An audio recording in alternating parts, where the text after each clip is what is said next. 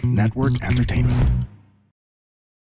Welcome everyone sa panibagong episode ng Machong Chismisan at ako pa rin po si Makoy para your showbiz prong, yung corporate slave at ang inyong resident macho next door. At may kasama na naman akong bagong chismisan natin ngayon. Kasama natin, walang iba, kaibigan ng show, lagi natin kasama ditong guest co-host.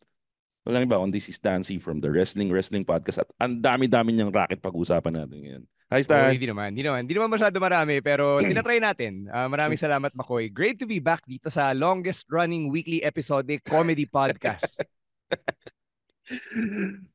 Iba yun sa amin, pero magkalapit naman tayo, okay na yun. Pero Stan, tagal natin medyo hindi nagkakwentuhan kasi nahihiya talaga ako invitein ka nitong mga nakaraan. Uy, Kasi, wag naman. hindi kasi tuwing tinitingnan ko yung Instagram mo, parang napaka-busy mo na, pre. Ano ba yung feeling Kailangan. na, ang dami mo bagong racket ngayon? Kasi ang huli ko natatandaan, ano ba yung nagre-radio DJ ka pa dati? Yung mga, alam ko, kakabalik mo lang yata nun sa radio. Pero ngayon ba, iniwan mo na talaga yung radio? Yeah, pretty much. Yung pinakamalapit sa radio na ginagawa ko is yung PBA commentary sa Yun nga. Radyo PBA, 'di ba? Yung coverage ng games. So technically, di mo pa rin iniiwan kasi naririnig ka pa rin sa radyo ngayon. Saan Oo. nga napapakinggan yun? Sa Radyo Pilipinas 2. So it's a government radio station. Yung frequency niya 918 AM. So ako na yung unang magsasabi na sobrang lakas ng static. Medyo mahirap siyang pakinggan. Kasi ako mismo pag nasa biyahe ako, diba? Tapos gusto makinig ng PBA, Oo. medyo mahirap siyang pakinggan. So medyo pagtsatsagaan natin yung static. Ganun Pero, talaga. Yun yung pero yung alam mo, situation. pero ano ba pare, growing up, isa sa mga nagtawid sa buhay ko yung Radyo PBA. Pero Diba? alam ko nasa iba pa sila nun eh. Hindi ko lang Palipat-lipat over the years. hindi ko lang matandaan, pero ang natatandaan ko sila Melo. Sino nga ba? Yung taga Shell dati, yung commentator dati niyan, taga Shell yung kalbo eh. Nakalimutan ko lang yung Si pangalan niya. Benji Paras o si Ronnie Magsanok? Hindi, lower tier. Lower tier kay Pucha. Benji Paras. Pero nakalimutan ko lang. Pero sila yung pinapakinggan ko kasi hindi pa naman uso internet dati. Hindi pa. So pag gusto ko makapakinig ng Laban ng Hinebra dati, yan, habang nasa papunta sa biyahe, rush hour, noon nakikinig din ako sa Radio PB. Pero pare, nung nalaman kong nasa AM na pala, nasa AM ka na pala ngayon, pre. Ibig sabihin, you've made it, pare. Kasi, alam mo ba na nandyan ang pera sa AM? Oo, nandun naman talaga, 'di ba? Sa AM Oo. tsaka sa Masa, pag radyo yung usapan, Oo. 'di ba? Nasa AM at sa Masa yung pera. Kaya nga Oo. unang nasigi yung FM, 'di ba? Oo. Gawa ng pandemic, gawa Oo. ng pag-migrate ng advertising sa digital, unang natigok talaga yung FM. Pero pare, anong mga level ng commercials ang nakukuha nyo? Mga ano ba? Yung mga pangmanok ba? Or Wala, nagbago hindi ba? namin Kasi, naririnig. Hindi namin naririnig. hindi. So Ang sad nun. pag time out yung naririnig ko kung yung nasa court. Kasi syempre kailangan mo ring i-report yun kung may Yeah, ma-pick up kayo during time. correct. Pero pare yan, kasi ako, ewan ko kung naikwento ko or napakinggan mo na before, laking radyo ko eh. As in, talagang buong buhay ko nakikinig ako ng radyo. Nagsimula ako sa AM, sa Is30, DZMM, Yep. pare. Pero before that, nakakapakinig-pakinig na rin ako ng mga, tatandaan mo yung mga, sila Tia Deli ba yun? Tia Oh, Deli. Chadeli, Oo. yung mga radio dramas, 'di ba? Oo. So, yun yung talaga. Actually, nung college ako, meron kaming talk, meron mga actress from Oo. yung mga radio drama na nagpakita sa amin. Tapos yun, nagsi-speech sila about yung career nila, ganyan, sino yung mga nakikinig, bakit soap opera yung tawag sa mga ganyan. So yeah, naabutan ko rin kahit papano. Pare, growing up kasi laking palengke ako. Nakakapakinig talaga ako niyan. Yan ang drama ng buong buhay. Umaga, sisimulan ka nila Corina Sanchez and everything. Tapos di, yung umaga pala, yung familiar ka rin ba sa history ng radio? O hindi masyado? Well, depende sa kung anong part ng history pag-usapan natin. Sa AM. Not entirely. Alam ko Okay. lang yung mga like yung big names, yung mga pinakasikat na palabas, 'di ba? Pero kung kunwari mga iconic na commercials, hindi ko siya kabisado. Anyways, yun. So yun nga ang mga napapakinggan ko, ang kadalasan kasi sa AM ang mga commercial niyan, mga kadalasan yung mga mabibili ng pangmasa nga, mga tipong pangpakain ng manok, sabon panlaba, and Mga everything. Star Wax. Ay puti yan, Star Wax. Diba? Pero ikaw, ano ba? Kamusta ka naman kamusta ka naman sa PBA, pre? Kasi funny na nasabi mo yung PBA kasi di ba medyo madaming ah, bali-balita sa PBA na yun nga medyo mahina na daw yung PBA ngayon. Ano opinion mo sa ganun? So, nag-start ako sa PBA kasi nitong November. Not long Oo. after huli Oo. ako nag-guest sa Machong Chismisan. Oo. Ano siya, result siya nung FIBA World Cup na gig ko. Kasi Oo, pre. yung Oo nga mga pala. producers sa local side ng FIBA, Nakita ka. TV5. So, Mm-mm. yun, nakilala ko yung head of sports, tapos tinanong sa akin, ano bang gusto mong gawin? Si Ate Shena ba yun? Si Ate Shena? No, someone within her department. Okay, So, okay, okay. si Sir Chu Villar, he's the head Oo. of sports ng TV5. Nagkataon na assign kami sa same spot ng World Cup. Tapos yun, got to know Nagustuhan him. ka. Oo. Oo, sabi nila sa akin na, okay, sige, baka tawagan ka namin. And then fast forward, nung November, nag-start na ako mag-MC sa PBA. So, kung anong ginawa ko sa FIBA, yung game Ginagawa mo experience, sa... Sa ginawa ko sa live. PBA. Sa Oo, live.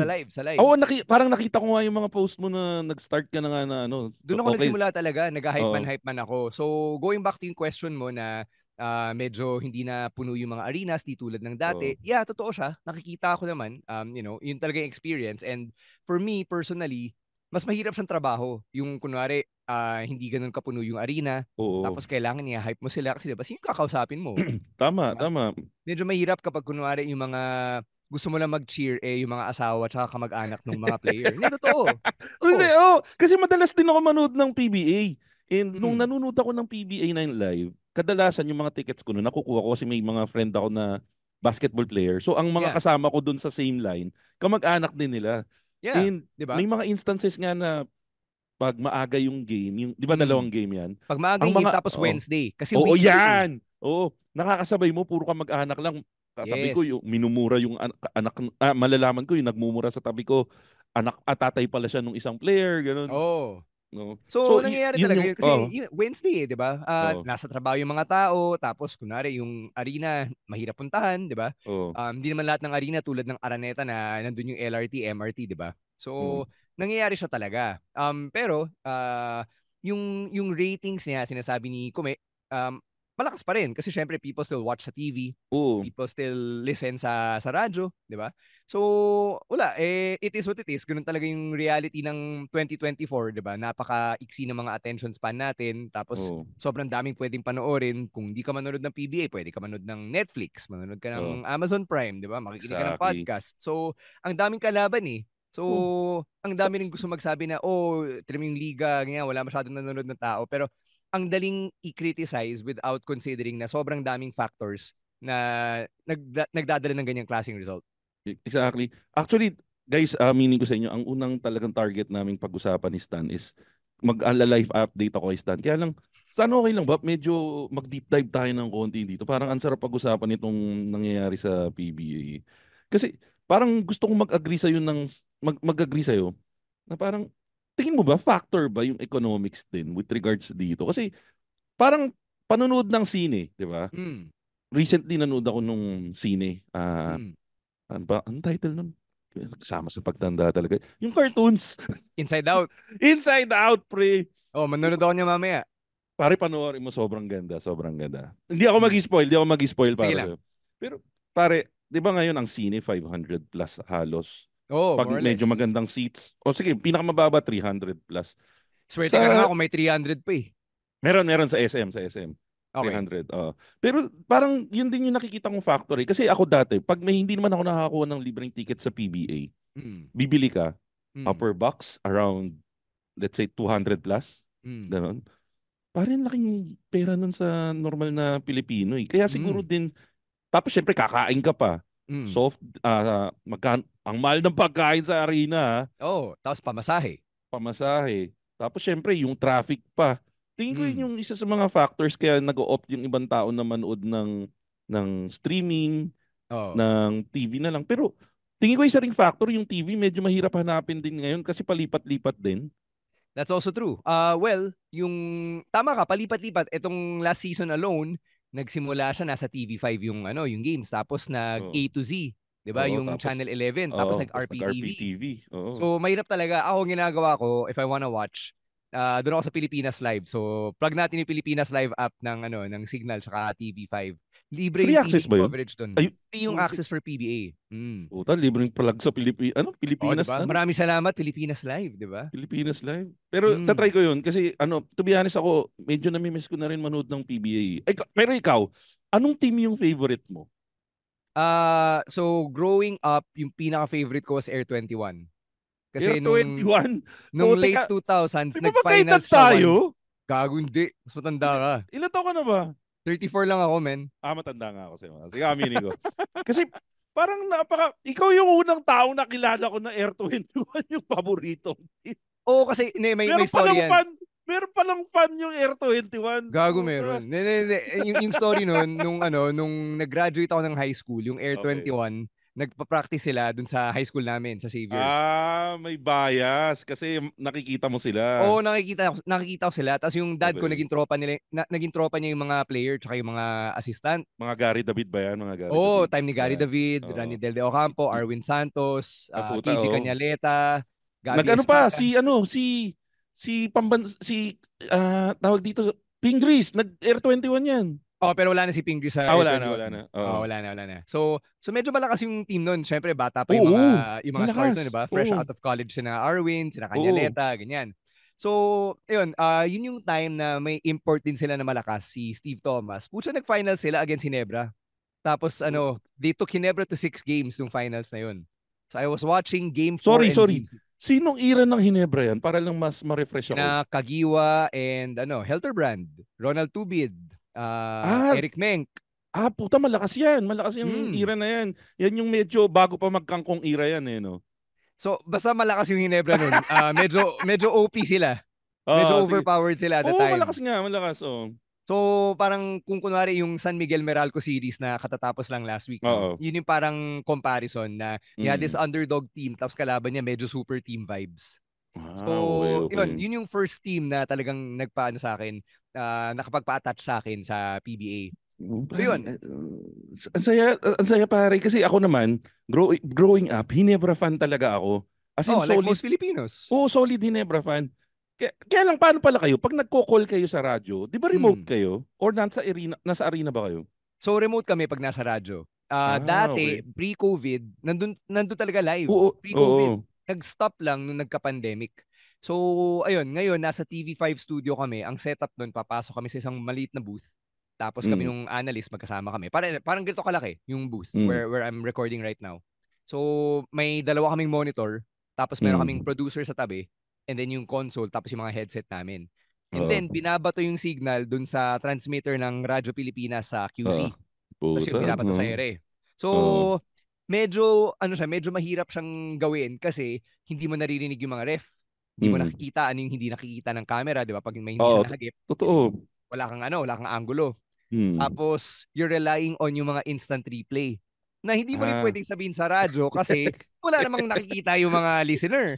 Oo. Alam mo, agree ako dyan, pre. Kasi ang problema kasi sa pakikinig ng PBA sa radyo, parang pumipikit ako minsan dyan eh. Kaya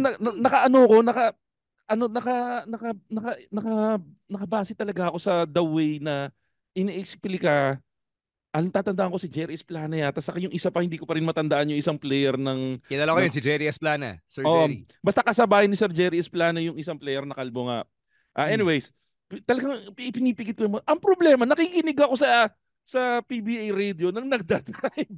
So minsan delikadong mapapikit ka pag sinasabing Berhel Meneses, sumupo sa ere. Pasok mga kaibigan. Syempre nanamnamin mo, hindi namang pwedeng kaya hintay mong mag-red light minsan para ma-imagine mo.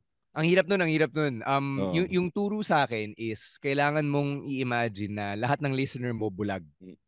Kasi hindi tayo nagpapatawa, hindi tayo nanggagago dito. Pero totoo, for one, maraming listener ng PBA radio na bulag. Number two, syempre, fact yun? Oo, fact yun. Kasi mini-message din ako ng mga listeners na na hindi nakakakita. Okay. So, number two, by nature, hindi talaga nakakakita yung listener mo. Kasi radyo yun eh. Diba? Sa bagay. Wala kang visual aid, di ba? Okay.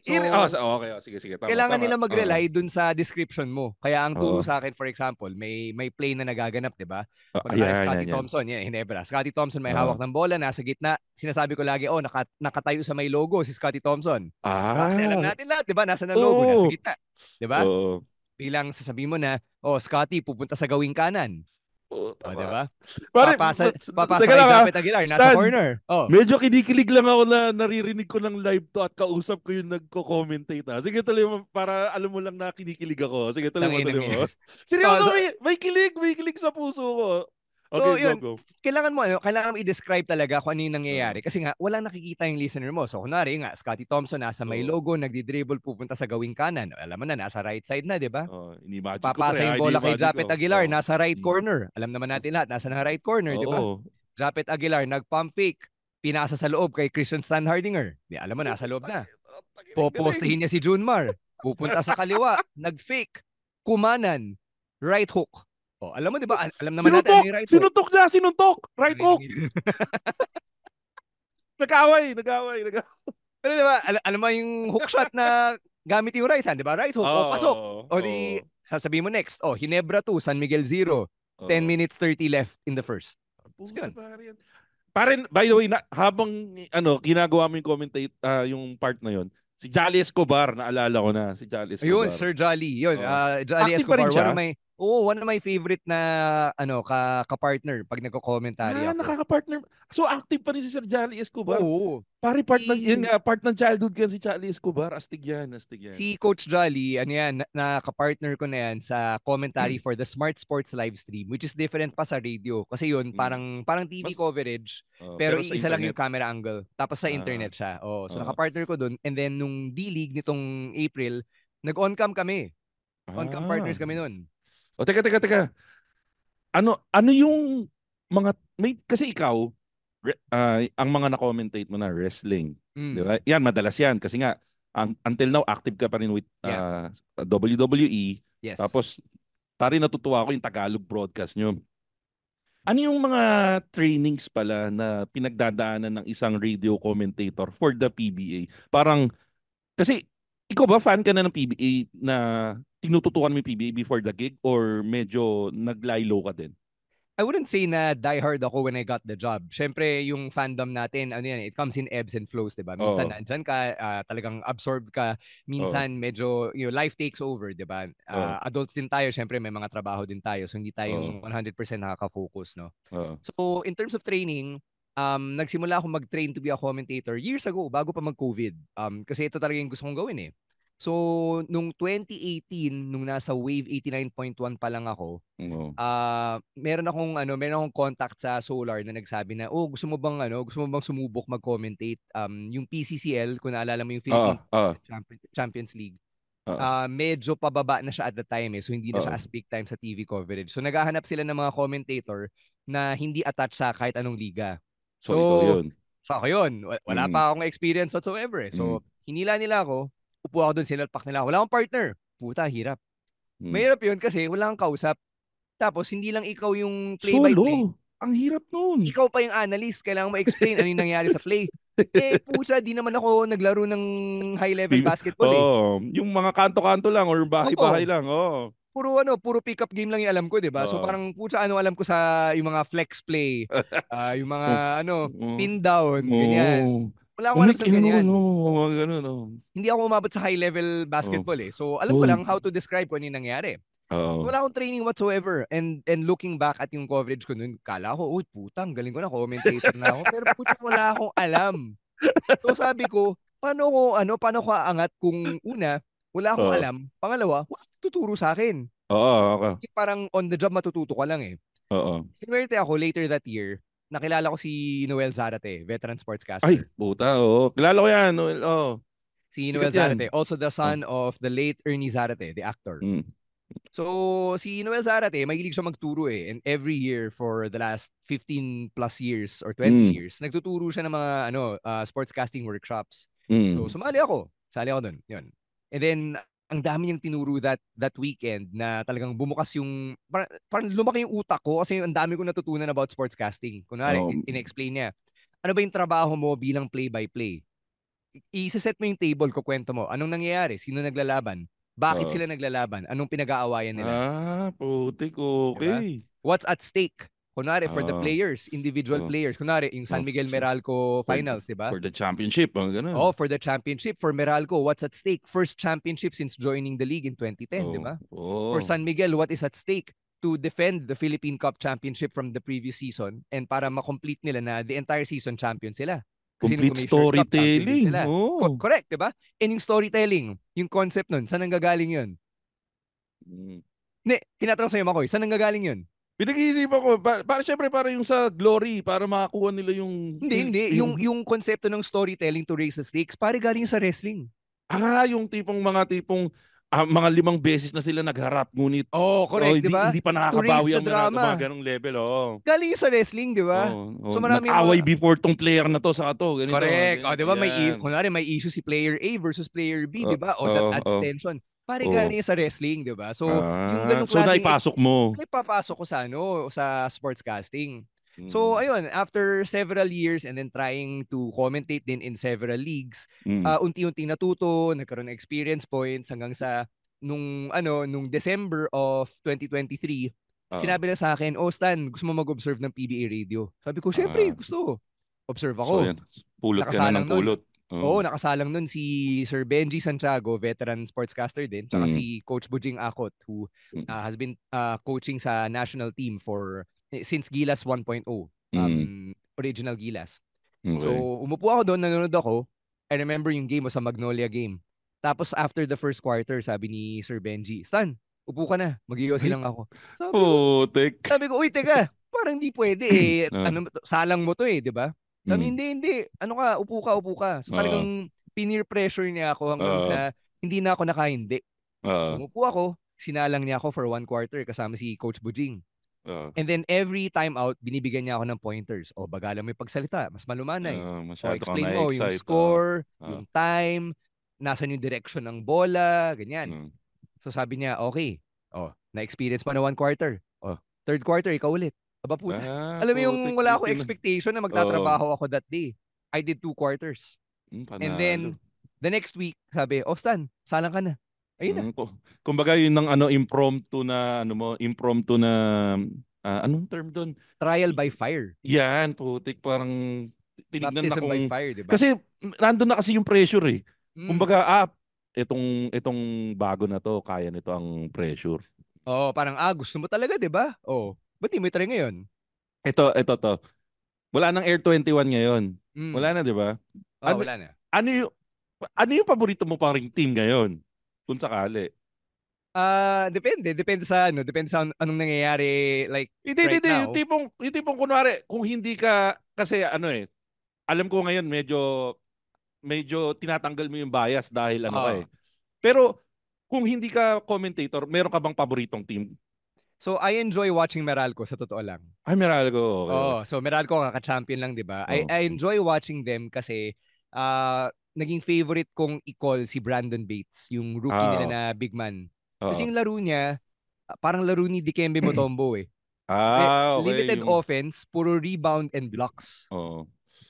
Ang pupunta ako kasi doon, paano mo inaalis yung pagmamahal mo sa kanila? Kung talagang, syempre, during the game, dapat walang bias, di ba? Dapat walang bias. Correct.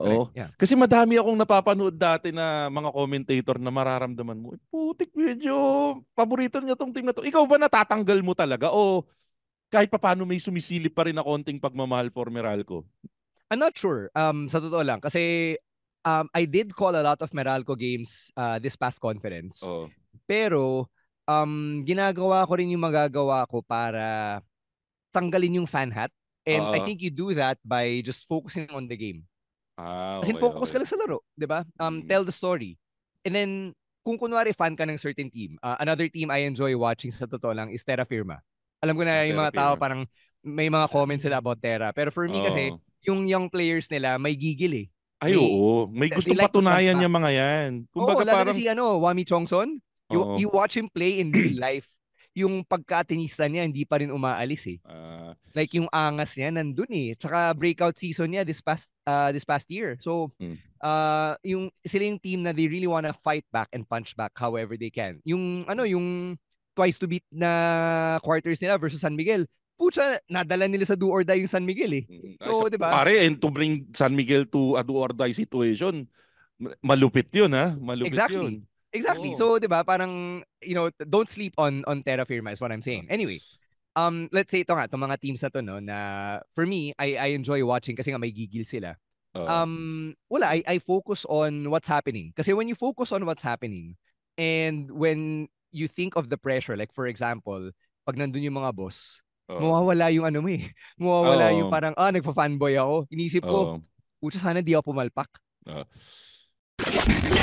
Hey, it's Stan. It's Ro, Chino, Emil, and along with Rowan ASH, we are the Wrestling Podcast. We are the longest running weekly episodic Filipino wrestling podcast. Each week, we talk about the latest happenings in pro wrestling. We give you takes from perspectives honed from years in the wrestling business and syempre as fans. If you want someone to help process the feels about the different ganaps from WWE, AEW, NJPW, Impact, and more each week, you'll know what to do. Tune in to the Wrestling Podcast on Spotify, Apple Podcast, and wherever you get your podcasts.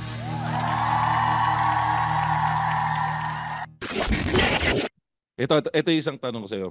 Siyempre, sabi mo nga hindi ka naman super hardcore PBA fan bago. Yung you follow pero you know what's happening. You know what's happening. Ano yung katulad niyan? You just said the name. Ako kasi medyo na-detach ako ng konti sa PBA. Sinasabi mong gigil from Ateneo? Si Wami Chongson. Pero ang dami ko nang hindi kilala. Ang kilala ko lang mga big names.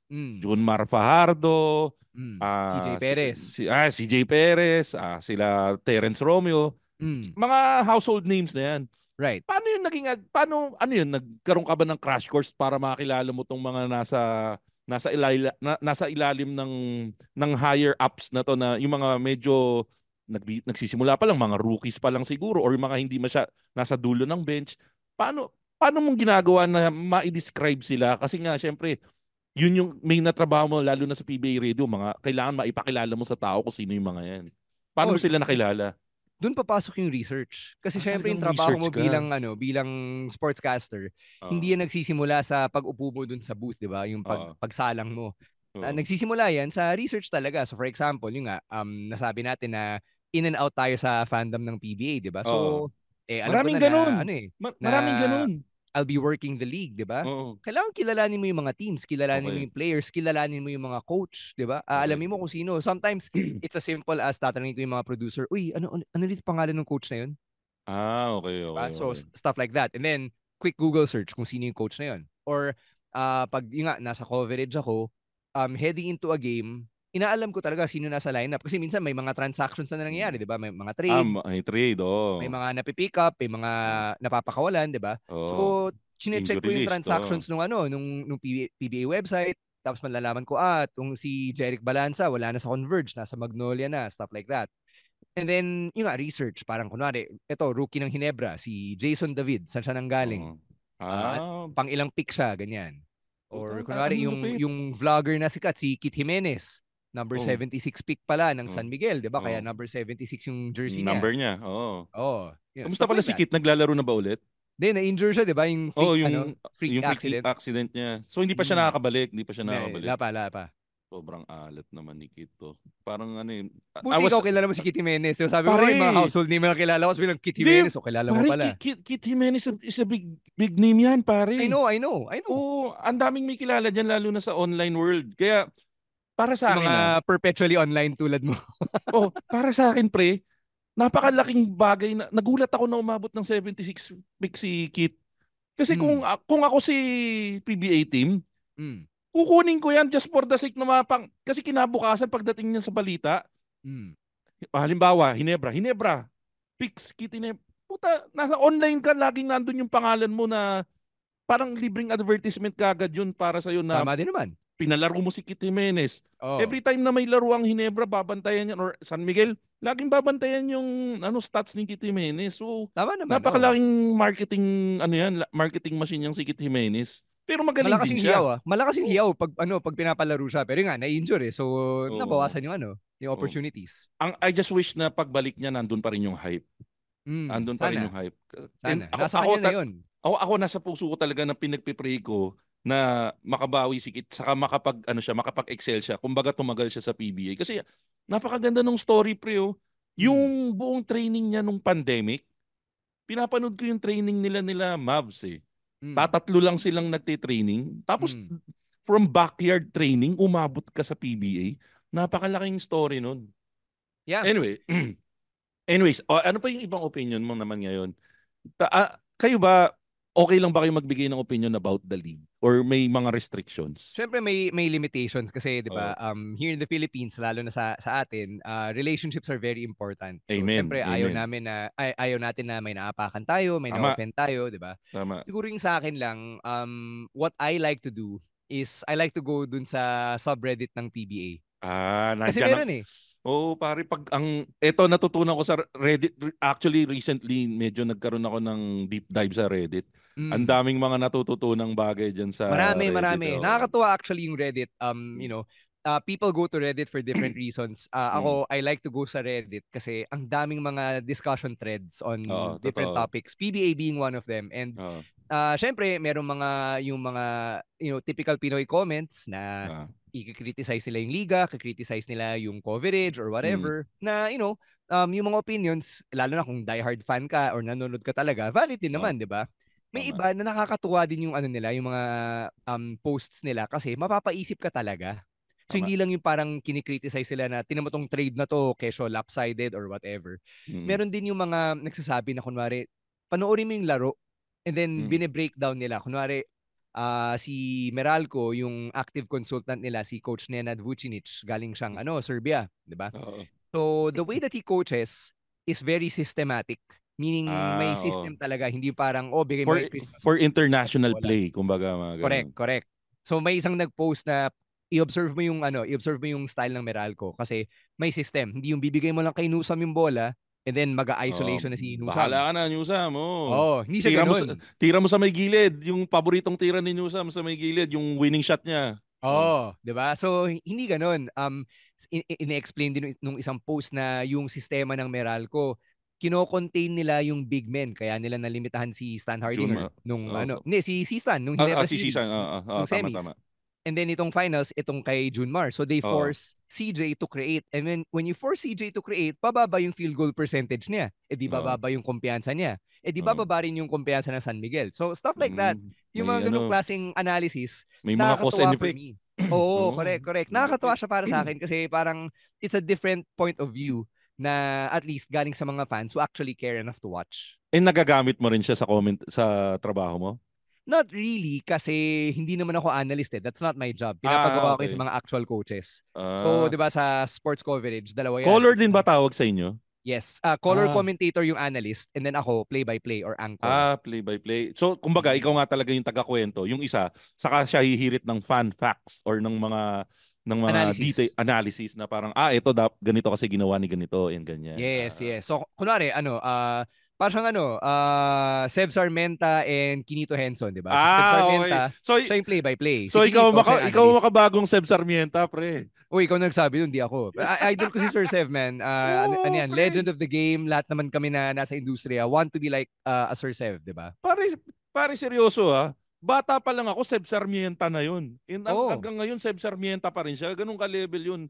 Yung ibang level yung Sev Sarmienta. So ako, ang wish ko, dumating ka sa level na yon. Salamat. Balang araw, pre, yung mga batang nagpa-podcast sa pagdating sa future. So, ikaw pala makabagong stance ng panahon na to. Yan. Pero totoo, walang biro. The one time na masasabi ko na sana nag-Ateneo ako was when I found out na prof pala si Sev Sarmienta sa Ateneo. Okay. So, yung kapatid ko nag-Ateneo siya So, naging estudyante siya ni Sir Sev. Thesis advisor pa niya. Sabi ko, pucha, nakakaingit Ako, mahal ko UP Pero, having Sev Sarmienta as your professor, yun lang yung one time sinabi ko na sana nag-Ateneo ako. O pwede mo rin yung pagdasal, pwede mo rin sabihin na sana nagturo sa UP. Walang sportscaster na nagtuturo sa UP Yung pinaka-sikat na prof na nagtuturo sa Mascom, sa amin, sa UP Mascom, si Ramon Bautista. Ramon Bautista. Paring Ramon, idol natin yan. Pero active pa ba si Ramon ngayon na nagtuturo? I have no idea. Parang di na yata It's been a while. Pero ikaw, moving forward, syempre siguro pangarap mo ring malipat sa TV coverage. Oo naman, syempre. Lahat naman kami na pumapasok sa ganitong klaseng industriya, yun yung goal, 'di ba? Na maging part ka ng panel sa TV, 'di ba? That's the goal. Right now too early to say kung ano yung mangyayari kasi syempre first season ko pa lang katatapos pa lang ng first season ko sa liga. Pero that's the goal. Kasi syempre yun yung something that I've been working for the last 6, 7, 8 years. Pero ano yan, parang ibang grupo ba yung nag-handle ng TV coverage or same lang din sa It's all the radio? same. It's all the same network. So TV5.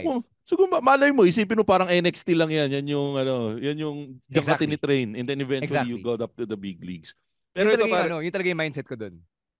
And we're hoping. Ako personally, I'm hoping to see you call the shots, call the game sa sa TV. And baka malay mo yan ang dahilan kaya bumalik ako sa panonood ng PBA sa Oy. Maganda yan. Actually 'di ba yung PBA may D-League, tayo. So, yun nakapag TV panel na ako sa PBA D-League, yung kasama si Coach Jolly, kasama si Coach Chris Gavina. So, nabanggit mo yung NXT, 'di ba? So, para sa mga listeners natin na hindi familiar sa wrestling, yung NXT yung parang D-League or G-League ng WWE. Bago ka umapak sa Raw or SmackDown, yung main roster, dadaan ka ng NXT. So, nung tumungtung ako ng D-League, na-feel ko yun parang pucha, parang NXT na to pare. Kasi yung mga producer, pare-pareho mga kilala ko Diba? Sila yung mga production people, sabi nila, nakaapa ka na dito, yun na, nagpa-panel ka na. Tingnan natin kung makakaangat ka rin at some point, diba? So that's something pala na dinadangle din nila sa harap mo na parang possibility na makalipat ka rin sa So good pala na. Ano rin siya, 'di ba? Parang positive reinforcement din siya na nakaapa ka na dito. Pagbutihin mo para kung nagustuhan ka or kung ginalingan mo, sana may opportunity na mag-step up. Pero yung reality kasi of it is syempre limitado lang yung slots. Amen. Diba? Amen. Every game, sabihin natin every game sa PBA, there are only 4 anchors that get to call that game. So yung first game, first second is yung game. yung first yung sa RPTV and then PBA Rush and then radio and then the smart live stream. So 4 lang. Okay. And then 4 lang din yung analyst. Hindi naman ako analyst. So matic out na ako dun. So there are only 4 slots for every game. Iilan yung mga talent na nasa network. Diba? And syempre, respeto din sa mga nakarating na doon sa part na yun. Magagaling talaga yung mga yun. Hindi naman basta-basta mapapalitan yan. Tsaka hindi naman natin sinasabi na, I'm coming for you, di ba? Susulitin ko yung trabaho mo. Di ba tayo ganun, di ba? Kasi parang the reality also is, kung ikaw yung nakaupo dyan, may ibang tao na hindi nakaupo. Di ba? Tama. Ito Stan, magkakaroon tayo ng impromptu game dito. Ano to? Syempre, ikaw, halos lahat, kakilala mo na halos lahat ng PBA players ngayon. Kahit pa paano may idea ka kung sinong nandyan sa bawat team. Masasabi mo bang gano'n? Hindi ko kilala personal, ha? Hindi kilala personal. Hindi tayo FC.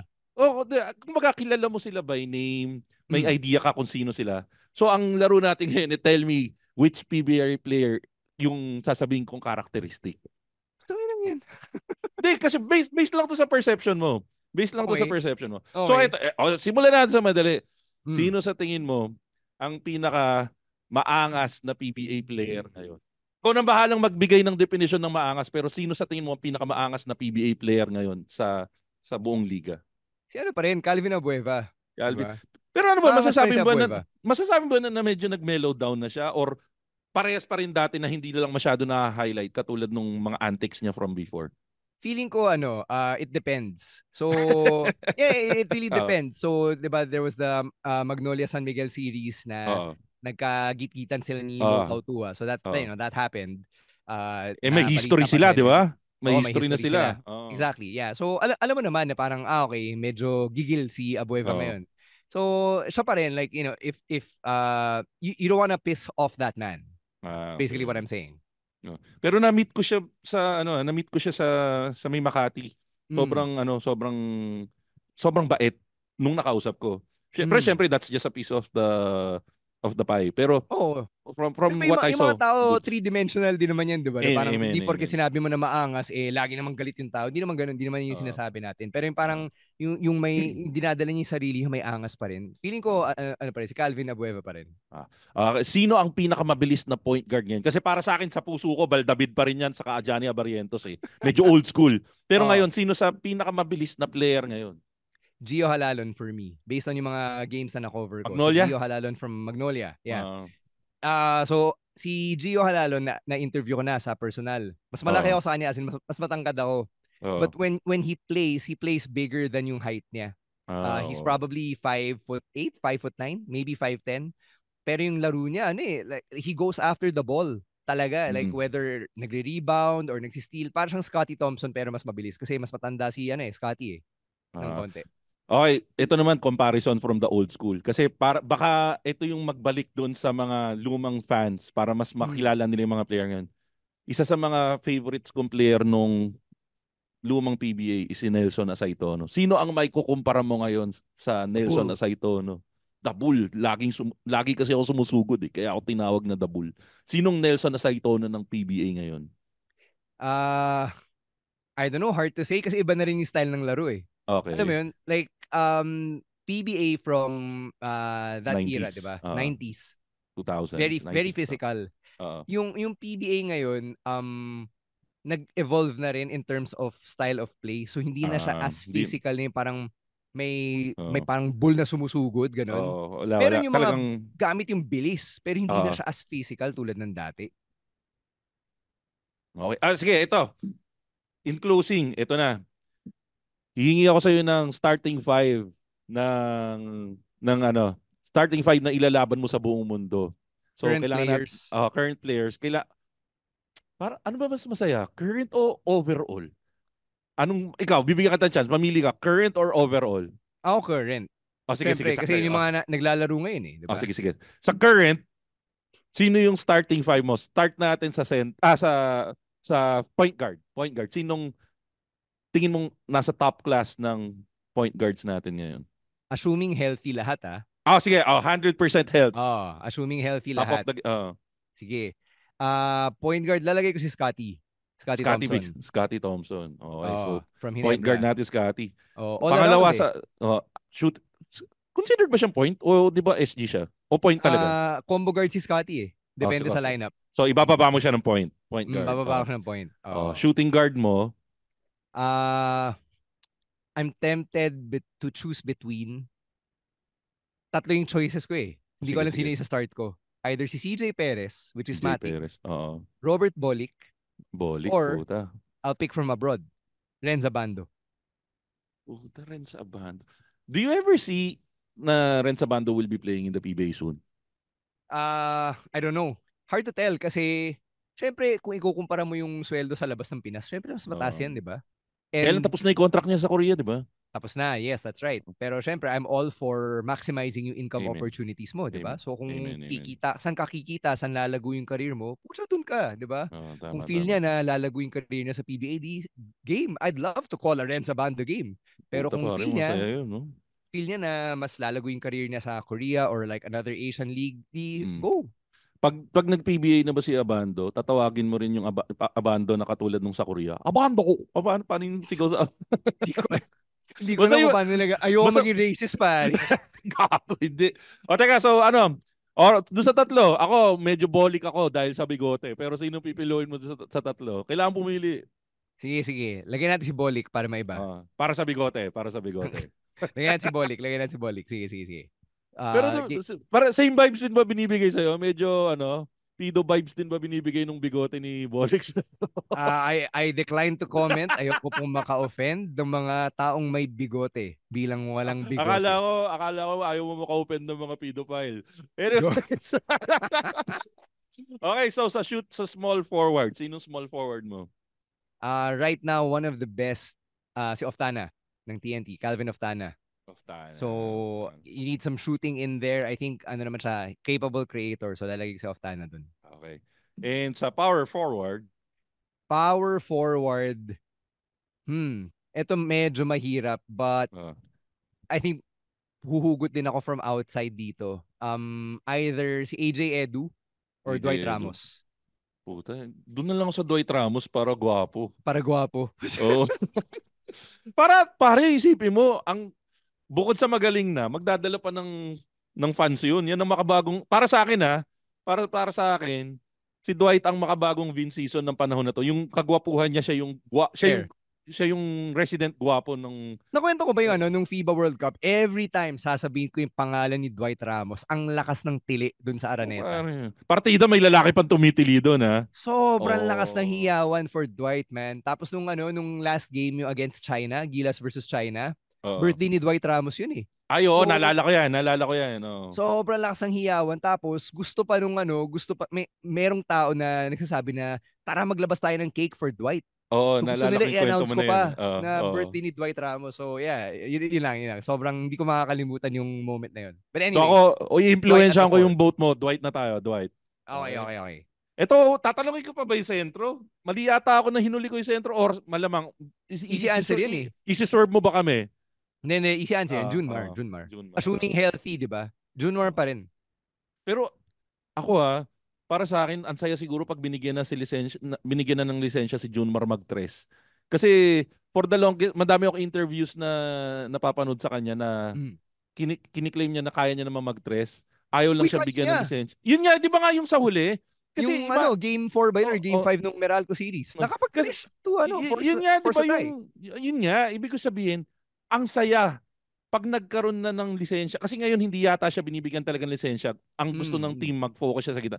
Pero imagine, puta kung Junmar may lisensya mag-tres. Ang sakit sa ulo nung bantay nun. Oo naman. Ang sakit sa ulo nung bantay nun. So, quick recap. Ang starting 5 ni Stan pag nagbuo siya ng super team niya ay sa point guard, si Scottie Thompson. Sa shooting guard ay si Robert Bolick. Sa small forward, sino small forward mo? Oftana. Sa power forward is Dwight. Kaya lang, hindi ba undersized si Dwight para sa power medyo forward? undersized lang. Pero ang hirap din kung Junmar AJ yung frontline mo eh. Medyo mabagal eh. Sa bagay.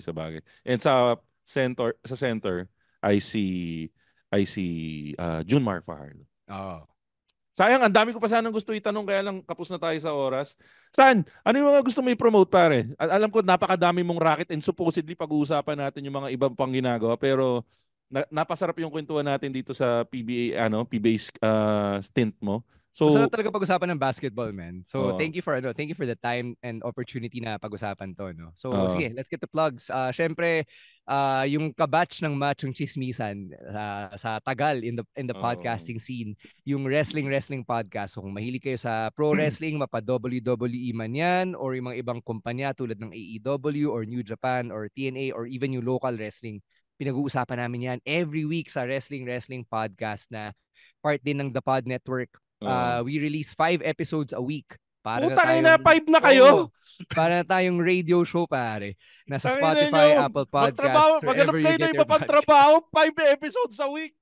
5 episodes a week. For the longest running weekly episodic Filipino wrestling podcast. Dahil dyan, luluhod ako yung puta 5 episodes a week. Napakagago nyo. May ginagawa din namin nagbabangko din kami. Di naman kami everyday nagre-record. Di naman kami ganun. Sige. One more thing na gusto ko i-plug is meron akong another project that I'm working on right now. Ang tawag doon sa project na yun is Now Steaming. So, revival siya nung aming podcast about the Chinoy lifestyle and yung mga point of view ng mga younger Chinoys. Kasi syempre yung kultura namin bilang Chinese-Filipino, maraming mga bagay na hindi pinag-uusapan kasi bawal. Maraming bagay na hindi pinag-uusapan kasi baka magalit si mommy at si daddy. Ito pinag-uusapan namin. Pati yung identity, di ba? Parang ano ba yung feelings namin na si Alice Go is getting a lot of hate, di ba? So pati kami nadadamay. So yung mga ganung klaseng bagay. So, pinag-uusapan namin yan dun sa podcast na Now Steaming, which you can find rin on Spotify and Apple Podcasts. Mga Achi at mga Shobe, makinig na kayo niyan, Now Steaming. Yes. Ano pa? Yun lang muna. And for everything else, you can check out yung aking Instagram and Twitter at _Stansy or _STANSY. Lahat ng mga upcoming projects na hindi ko pa pwedeng i-announce, dun ko i-announce. Teka, ano ulit title? Now Steaming? Now Steaming. Ano yan? Wordplay ba yan sa dumplings? Yes. So, your ama will be so proud of you for that reference. Oo naman. Tsaka mga hot takes, 'di ba? Kaya steaming. Puta. Ang ganda ng title. Kung sino man yung nag-isip ng title na yan. Yung co-host ko si Cedric Cheng. Si Cedric Cheng. Pero amin ng West Philippines siya. Atin yun. Gago taga rito rin kami tangin. Sabihan mo kasi yung mga pinsan mo, wag na makulit, pinutol pa yung daliri ng army. Sabihin mo si Mayor.